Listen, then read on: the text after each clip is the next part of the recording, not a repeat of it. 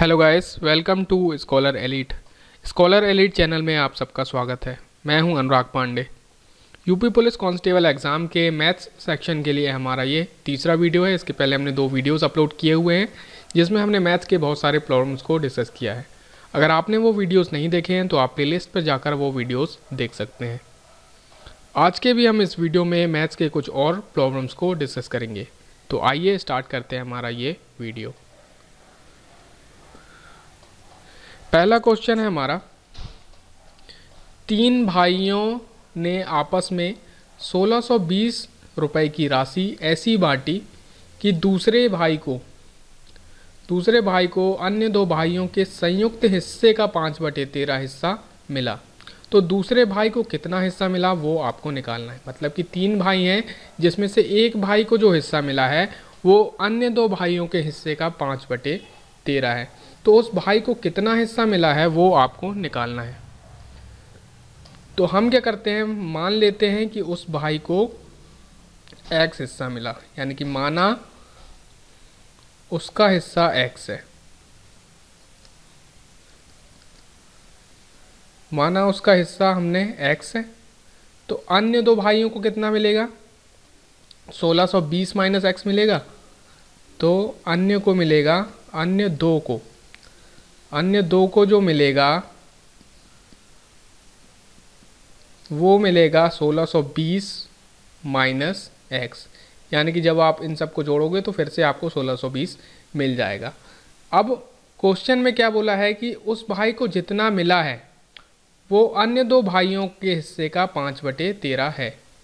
ठीक है, तो इसकी इक्वेशन कैसी जमेगी आपकी, माना दूसरे भाई का हिस्सा था x और अन्य 2 भाइयों का हिस्सा है कितना है, 1620 माइनस एक्स, और इसी का जो 5/13 है, इसी का 5/13 हिस्सा जो है वो मिला है दूसरे भाई को, मतलब कि x को।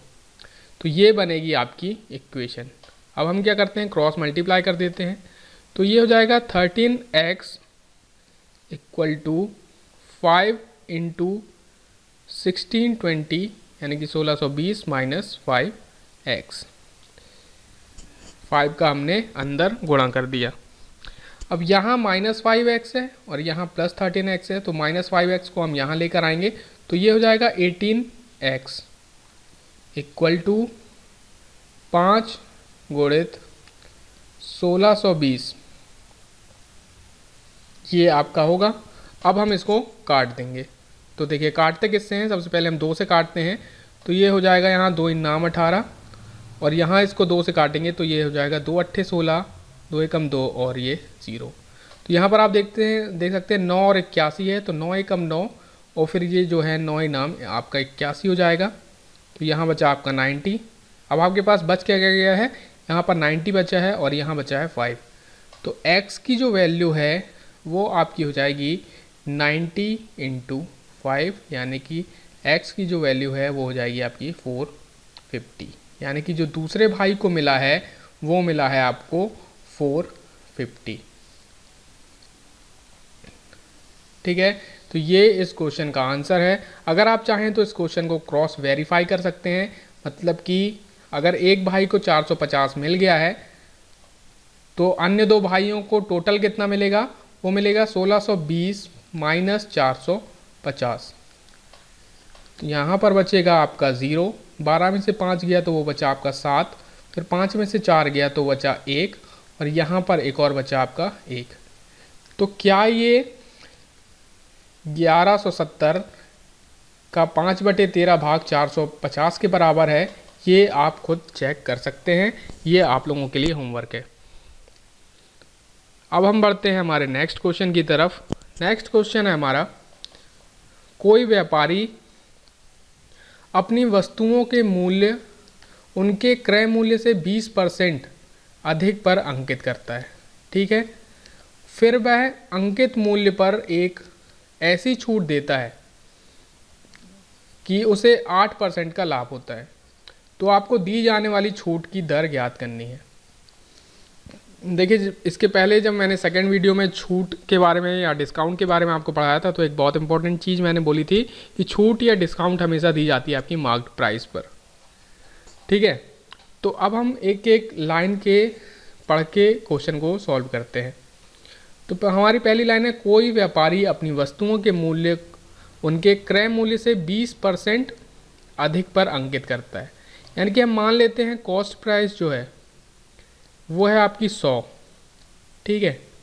अब 20% अधिक पर अंकित किया है, यानी कि मार्क्ड प्राइस है, अंकित मूल्य मार्क्ड प्राइस जो है आपका वो हो जाएगा आपका 120, ठीक है। अब मार्क्ड प्राइस पर उसने दिया होगा कुछ डिस्काउंट, ठीक है, डिस्काउंट दिया है उसने कुछ, और मैंने आपको बताया था कि मार्क्ड प्राइस पर जब डिस्काउंट दिया जाता है तो फिर बनता है वो सेलिंग प्राइस। तो अब देखिए, सेलिंग प्राइस पर बेचने पर उसको 8% का लाभ हो रहा है, ठीक है। 8% का लाभ किस प्राइस पर होगा, उसको होगा कॉस्ट प्राइस पर। तो कॉस्ट प्राइस है आपकी 100, और अगर उसको 8% का लाभ हो रहा है सेलिंग प्राइस पर, तो जो सेलिंग प्राइस है आपका वो हो जाएगा आपका 108, है ना। तभी तो जब वो 100 रुपये की चीज़ को 108 पे बेचेगा तो उसको 8% का लाभ होगा। तो आपको निकालना क्या है कि मार्क्ड प्राइस यानी कि 120 में से कितने परसेंट की अगर वो छूट दे तो वो बन जाए आपका 108। तो मैंने आपको बताया था कि जब भी डिस्काउंट हो या लॉस हो हम उसको एक जैसा ही ट्रीट करते हैं, यानी कि हम उसको 100 माइनस के फॉर्म में लिखते हैं। तो अब क्या हो जाएगा आपका मार्क्ड प्राइस जो कि है आपका 120, उस पर आप मान लीजिए x% की छूट देंगे, तो उसको हम कैसे लिखेंगे, 100 माइनस x डिवाइड बाय 100, और यही आपको इक्वल होगा सेलिंग प्राइस के, और सेलिंग प्राइस है आपका 108। तो आपको इस x की वैल्यू निकालनी है, यानी कि इस छूट की वैल्यू जो है आपको निकालनी है। तो हम क्या करते हैं, इसको सबसे पहले काटते हैं। 12 से आप देखिए ये 120 है और ये है 108, तो ये होता है 12 धाम 120 होता है, और ये 12 नम्मा 108 होता है, ठीक है। तो अब हम क्या करते हैं, ये 10 है और ये 100 है, तो एक ज़ीरो को हम और काट देते हैं। बच क्या क्या गया हमारे पास, यहाँ पर हमारे पास बचा 100 माइनस x, और यहाँ पर 10 है, यहाँ पर 9 है, तो इन दोनों का इंटू होगा तो वो हो जाएगा 90। तो 100 माइनस x इक्वल टू 90, यानी कि x इक्वल टू 10। तो यही है वो छूट जो आपको देनी है मार्क्ड प्राइस पर, तब आपका जो सेलिंग प्राइस होगा वो हो जाएगा 108, और 108 होने पर आपको कॉस्ट प्राइस पर मिलेगी 8% का लाभ। आई होप आपको ये क्वेश्चन समझ में आ गया होगा। अब बढ़ते हैं हम हमारे नेक्स्ट क्वेश्चन की तरफ। देखिए नेक्स्ट क्वेश्चन है हमारा, दो बसें क्रमशः 45 किलोमीटर घंटा और 60 किलोमीटर घंटा की चाल से यात्रा कर रही हैं। यदि दूसरी बस पहली बस की अपेक्षा यात्रा में 5.5 घंटे कम लेती है, तो बताइए यात्रा की लंबाई कितनी है। तो सबसे पहले तो आप ये चीज़ समझ लीजिए कि जो 5.5 घंटा कम समय ले रही है जो बस, वो कौन सी बस है, क्या वो 45 किलोमीटर पर घंटा वाली है या 60 किलोमीटर पर घंटा वाली है। तो ये आप सबसे पहले ध्यान में रखिए कि वो होगी कौन सी। तो जो बस ज़्यादा स्पीड से जाएगी वो कम समय लेगी, यानी कि बात कर रहे हैं 60 वाली की हम बात कर रहे हैं। तो सबसे पहले हम मान लेते हैं, यहाँ पर भी माना जो हमारी यात्रा है या दूरी है वो है हमारी x, ठीक है। अब देखिए समय बराबर क्या होता है, समय बराबर होता है आपका दूरी बटे चाल। दूरी बटे चाल को हम समय बोलते हैं।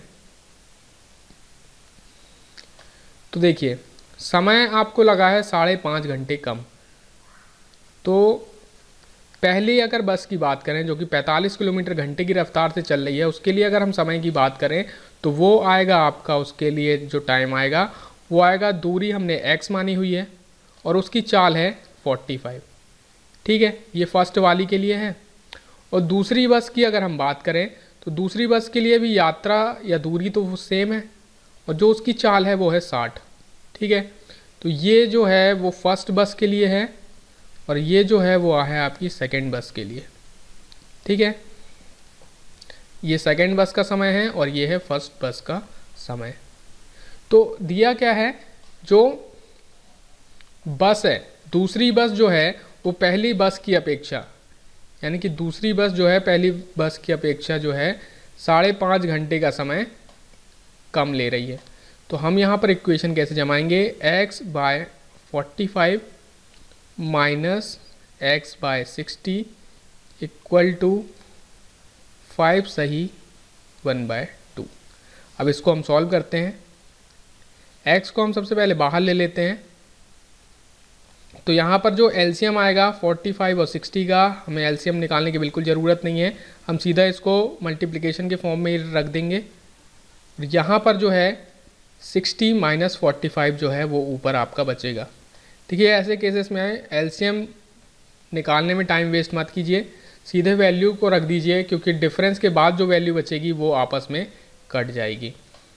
यहाँ 5 सही 1/2 को हम केवल एक जो है PYQ के फॉर्म में अगर रखें, यानी कि एक परिमेय संख्या के फॉर्म में रखें, तो यहाँ हो जाएगा 11/2, यानी कि 5 दूनी 10 और ये एक 11/2।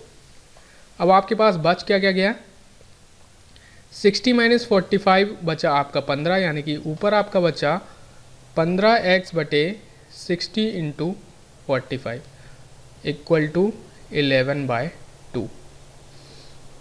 अब हम क्या करेंगे, 15 से 45 को काट देंगे, तो 15 कम 15, 15 तिया 45। ठीक है, अब इस 2 से हम इस 60 को काट देते हैं, तो वो जाएगा 30 बार। अब आपके पास बच क्या क्या गया, ये 30 बचा है, यहाँ पर 3 बचा है और यहाँ बचा है 11। तो जो x की वैल्यू हो जाएगी वो होगी 30 तिया 90 इंटू 11, तो ये हो जाएगी आपकी 990। और ऑप्शन में अगर देख लेते हैं तो ऑप्शन नंबर 3 जो है वो इसका आंसर हो जाएगा। आई होप आपको ये क्वेश्चन समझ में आ गया होगा। अब बात करते हैं हम हमारे नेक्स्ट क्वेश्चन की। नेक्स्ट क्वेश्चन है हमारा 4x² minus 12x plus k अगर पूर्ण वर्ग है तो k की जो वैल्यू है वो आपको निकालनी है। इस टाइप के जो क्वेश्चन हैं आप सिंप्लीफिकेशन में 1-2 सिंप्लीफिकेशन के क्वेश्चन एक्सपेक्ट कर सकते हैं अपने एग्ज़ाम में। तो बात करते हैं हम हमारी इक्वेशन की। हमारी इक्वेशन है 4x² minus 12x plus k। अगर आप इस इक्वेशन को ध्यान से देखें तो ये इक्वेशन आपको a² minus 2ab plus b² के सिमिलर लग सकती है, और ये जो फॉर्मूला होता है आपका वो होता है आपका a minus b whole square के। यानी कि अगर ये इक्वेशन इसके बराबर होगी तभी ये आपकी पूर्ण वर्ग बनेगी। ठीक है, तो हम कंपेयर कर लेते हैं इक्वेशन को, दोनों इक्वेशन को हम आपस में कंपेयर कर लेते हैं। तो a² की जो वैल्यू आएगी वो आएगी आपकी 4x², यानी कि a की जो वैल्यू है वो आएगी आपकी 2x। ऐसे ही हम b² और k को अगर कंपेयर करें तो b² इक्वल टू हो जाएगा आपका k, यानी कि b की जो वैल्यू है वो फिर आएगी आपकी √k। अब आपके पास बच क्या गया, ये 2ab और 12x बच गया। अब हम इन दोनों को कंपेयर करते हैं। 2ab इक्वल टू है आपका 12x, 2 से अगर हम इसको काट दें तो ab इक्वल टू 6x। अब a और b की हम वैल्यू रख देते हैं। a की वैल्यू है हमारी 2x और जो b की वैल्यू है वो है हमारी √k, और यही जो है वो इक्वल है हमारे 6x के। तो 2x से 6x को काटेंगे तो वो जाएगा 3 बार, तो जो √k की वैल्यू है वो हो गई आपकी 3, और जब दोनों पक्षों का हम स्क्वायर करेंगे तो k की वैल्यू हो जाएगी आपकी 9। आई होप आपको ये प्रॉब्लम समझ में आ गई होगी। k की जो वैल्यू है वो यहाँ से आपकी आ जाएगी 9।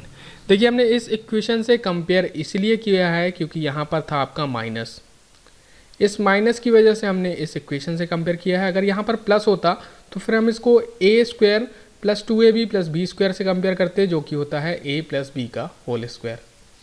आई होप आपको ये समझ में आ गया होगा। अब बात करते हैं हम हमारे नेक्स्ट क्वेश्चन की।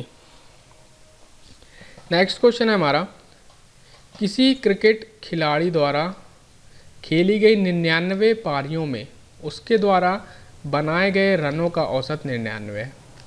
100वीं पारी में उसे कितने रन बनाने होंगे ताकि 100 पारियों का उसके रनों का औसत 100 हो जाए। ठीक है, तो आपको ये क्वेश्चन करना है, जो कि ये क्वेश्चन है एवरेज का। इस क्वेश्चन को करने से पहले हम एवरेज का एक छोटा सा कॉन्सेप्ट समझ लेते हैं। देखिए, मान लीजिए दो संख्याएं हैं आपकी a प्लस बी, और इनका जो औसत है वो है आपका 10। तो जब भी बात करते हैं किसी दो संख्याओं की, तीन संख्याओं की, या कितनी भी संख्याओं के औसत की, तो हम क्या करते हैं, ऐसा मान लेते हैं कि वो सभी संख्याएं अपने औसत के बराबर हैं। मतलब कि अगर a प्लस बी का, a और b का जो औसत 10 है, तो हम ऐसा मान लेते हैं कि a भी 10 है और b भी जो है वो भी 10 है। ठीक है, यानी कि आप जब इसको 10 + 10/2 करेंगे तो 20/2 यानी कि आपको 10 मिल जाएगा, यानी कि आप ऐसा मान सकते हैं। अब एक दूसरी चीज़ ये होती है कि अगर पहली संख्या अपने एवरेज से जितनी कम होती है, दूसरी संख्या अपने एवरेज से उतनी ही ज़्यादा होती है। मतलब कि अगर मान लीजिए a की वैल्यू है 8, ठीक है, इसी केस में a की वैल्यू अगर 8 है, तो वो अपने एवरेज, दोनों का एवरेज जो था a और b का वो 10 था, तो वो अपने एवरेज से 2 कम है। ठीक है, तो जो अब b की वैल्यू होगी वो अपने एवरेज से a जितना कम है उतनी ही ज़्यादा होगी। यानी कि पहले हमने 10 माना था, पहले b की वैल्यू हमने 10 मानी थी, अब यहाँ a 10 से -2 यानी कि 2 कम है, तो ये 10 से अब 2 ज़्यादा होगी। यानी कि अब जो b की वैल्यू है वो 10 ना होकर वो हो जाएगी आपकी 12। तो यानी कि अब जो नई वैल्यूज़ हैं वो हो जाएंगी 8 और 12, और जब आप इनका एवरेज निकालेंगे तो यहाँ पर आप प्लस करके डिवाइड बाय 2 करेंगे तो ये 20/2 आएगा, और वो हो जाएगा आपका 10। आई होप आपको ये समझ में आ गया होगा कि जब भी दो संख्याओं या कितनी भी संख्याओं की हम बात करें, तो अगर एक संख्या एवरेज से जितनी कम है, दूसरी संख्या एवरेज से उतनी ही ज़्यादा होती है। आई होप आपको ये कॉन्सेप्ट समझ में आ गया होगा। अब बात करते हैं हमारे क्वेश्चन की। देखिए, किसी खिलाड़ी द्वारा खेली गई 99 पारियों में उसके द्वारा बनाए गए रनों का औसत 99। तो हम मान लेते हैं ये है फर्स्ट, सेकंड, ऐसे ही करते करते जो 99th इनिंग है, इनके जो एवरेज हैं वो हैं आपके 99। और हमने क्या देखा अभी एवरेज में कि हम ऐसा मान लेते हैं कि ये सभी 99 के इक्वल हैं, सभी अपने एवरेज के इक्वल होंगे, यानी कि सभी पारियां जो हैं 99 यानी कि अपने एवरेज के इक्वल हैं। ये है हमारी फर्स्ट कंडीशन। ठीक है, अब सेकंड कंडीशन की बात करते हैं। तो 100वीं पारी, ठीक है, 100वीं पारी में उसे कितने रन बनाने होंगे ताकि 100 पारियों का उसका जो औसत है वो 100 हो जाए। तो हम क्या करते हैं, अब दोबारा लेते हैं फर्स्ट, सेकंड, और ऐसे ही करते करते 99। अब जो है 100th इनिंग, अब है आपकी 100th इनिंग, और इनका एवरेज जो है वो होना चाहिए आपका 100। ठीक है, तो अब ये सभी जो थी वो तो 99 थी। ठीक है, ये फर्स्ट भी 99 थी, सेकंड भी 99 तक आपकी 99 थी, पर होनी कितनी चाहिए थी? अगर यहाँ पर एवरेज 100 है तो इनको होना तो 100 चाहिए था ना, सबको, इन सभी को 100 होना चाहिए था। तो ये क्या है, एक कम है, तो एक कम है तो एक कितने बार कम है? ये 100th वाली भी जो है वो भी आपकी 100 होगी, उसको भी 100 होना चाहिए, तो ये मिनिमम 100 तो होगी ही। अब यहाँ पर देखिए, इनको होना चाहिए था 100, ये है 99, मतलब कितनी कम है? -1 कम है। और ये सेकंड वाली को भी 100 होना चाहिए था, पर वो 99 है, यानी कि वो भी आपकी एक कम है। ऐसे ही 99th वाली जो है उसको भी 100 होना चाहिए था, पर वो है 99, यानी कि -1 जो है वो कम है। और ये जो -1 कम है वो आपका कितने टाइम्स कम है?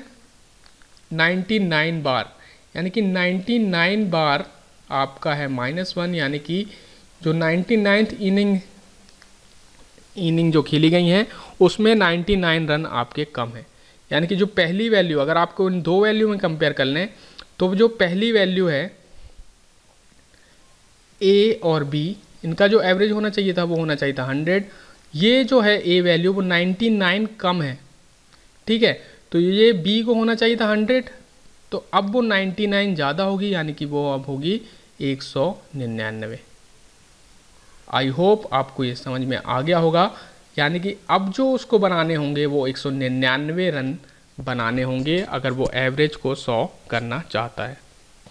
आई होप आपको ये समझ में आ गया होगा। अगर ये आपको समझ में नहीं आया है तो आप अल्टरनेट मेथड भी फॉलो कर सकते हैं। अल्टरनेट मेथड आपकी क्या होती है कि 99 पारियों में 99 की औसत से रन बनाए हैं, तो टोटल कितने रन बनाए हैं 99 इंटू 99, ठीक है। आप देखिए, और फिर इसने तो टोटल रन कितने हो जाएंगे, टोटल रन निकालने के लिए हम इसको 100 - 1 कर लेते हैं तो आसानी से सॉल्व हो जाएगा। तो ये हो जाएगा आपका 99 00 - 99। अगर अब हम इसको यहाँ से घटा दें तो ये हो जाएगा 1089। तो टोटल रन आपके 99 इनिंग में होंगे 9801।